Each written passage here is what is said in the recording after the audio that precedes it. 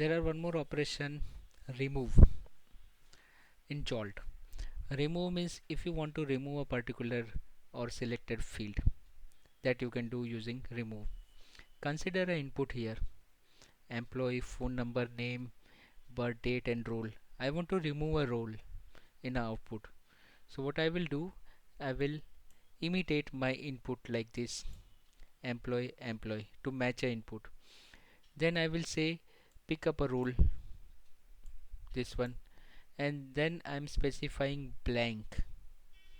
Blank will instruct Jolt to remove this particular field, and obviously you have to put a operation name as a remove here. If you put shift, that means it becomes something else.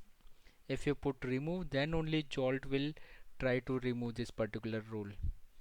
So in this case, employee and all other field will remain same, but role is removed here. This role is removed. Okay, here you have to take care that you specify blank. If you specify null or any other value, it will not work.